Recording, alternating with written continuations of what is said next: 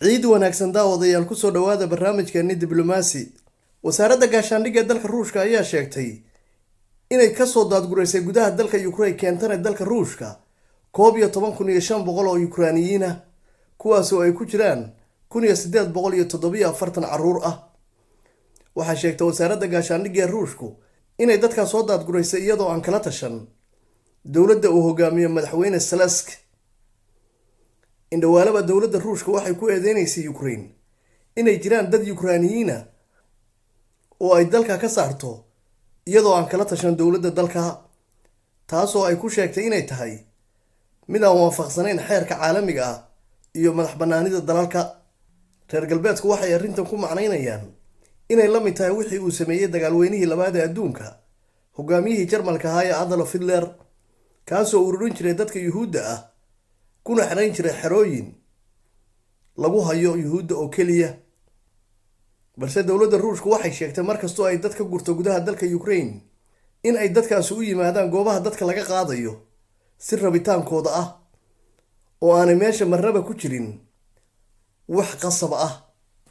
waxay xogaha aynu helaynaa sheegayaan in dagaal kharaar uu ka socdo gobollada bariga dalka Ukraine, dhawaantana ruushku u aqoonsaday inay yihiin dowlado madax bannaan. sidoo kale dagaal culus ayaa waxa uu ka socdaa koonfur bariga dalka Ukraine, waa gobolka Kherson. magaalada Soledar oo ku taalla gobolka Donetsk ee dhawaantana ruushku u aqoonsaday inuu yahay dowlad madax bannaan ayaa la sheegay ciidamada ruushku inay ku wadaan duqeyn aad u culus, waxaana la xaqiijiyay inay ku dhinteen ugu yaraan 3 qof.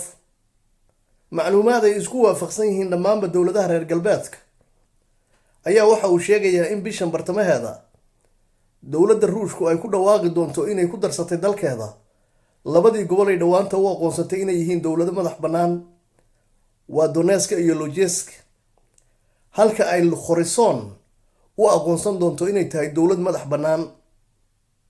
inkastoo xilliga uu ku dhawaaqayo madaxweyne Vladimir Putin warkan aanay si rasmi ah isugu raacin, qayb ka midana warbixinahaas waxay sheegayaan inayba ka soo hormari doonto kala barka bishan aynu ku jirno, uuna ku dhawaaqi doono madaxweynaha dalka ruushka Vladimir Putin inuu gobollada dalkiisa ku darsaday Kherson u aqoonsaday dowlad madax bannaan 9 bisha shanaad oo ah maalinta dalka ruushka looga dabaaldego guushii weyneed ee Sofiyeetigu ka soo hoyay dagaalweynihii labaad ee adduunka, kaasoo ay kaga adkaadeen Adolf Hitler.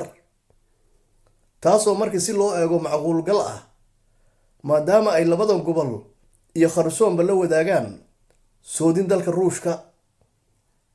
dowladda ruushkuna ay diidayso inay soodimo la yeelato dal u hanqaltaagaya inuu ka mid noqdo midowda Yurub iyo gaashaanbuurta NATO.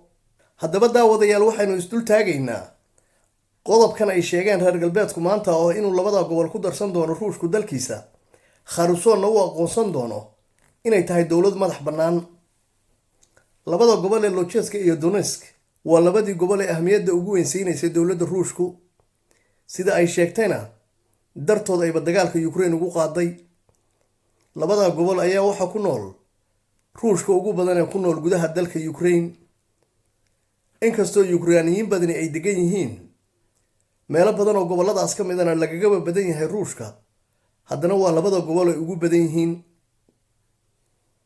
waana wax macquul ah inay goosteen inay ku biireen dadka walaalahooda ruushka ah, sidaa darteedna madaxweyne Vladimir Putin uu ugu darayo dalweynaha ruushka.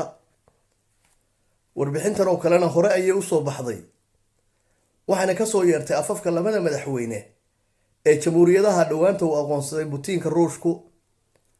labada hogaamiye ayaa hore waxay u sheegeen inay afti ka qaadi doonaan dadkooda ay ku weydiinayaan bal inay ku biirayaan dalka ruushka, iyadoo taasu ay tahay mid iska cad in dadka ruushka ee gobollada degan ay doonayaan inay ku biiraan dowladda ruushka, sababtuna ay tahay inay yihiin dad isku mid ah oo wada ruush ah, haddana waxay ka helayaan dhaqaale ku filan iyo awood difaacda.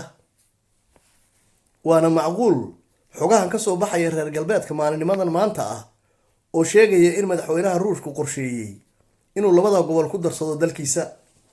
weliba dadka gobollada degan oo ruushka ah waxay dan weyni ugu jirtaa inay ku biiraan dhulweynaha ruushka. gobolka kale ee kharson oo la sheegay in dowladda ruushku ay u aqoonsanayso dhowaantan dowlad madax bannaan ayaa isagoo ah gobol xadla leh jamhuuriyadahaas yaryarka ah. dowladuhuna had iyo gooraale waxay ku dadaalaan soodimahooda qaybo ka mid ah inay noqdaan goobo loo yaqaano ammaan. markii dowladi ay saddex dal la wadaagto soodin, ugu yaraan waa inay xoogga saarto soodin ka mid a saddexdaas soodimood inay tahay mid nabadgelyo ah, dowladda dhinaca ka xigtana ay tahay dowlad ay kala dhexayso saaxiibtinimo aada u weyn, taasoo keenta inaan soodintaa looga baahan inay ku sugnaadaan wax ciidan ah, ciidamada joogana loo qaadi karo soodimaha ay dagaaladu ka socdaan.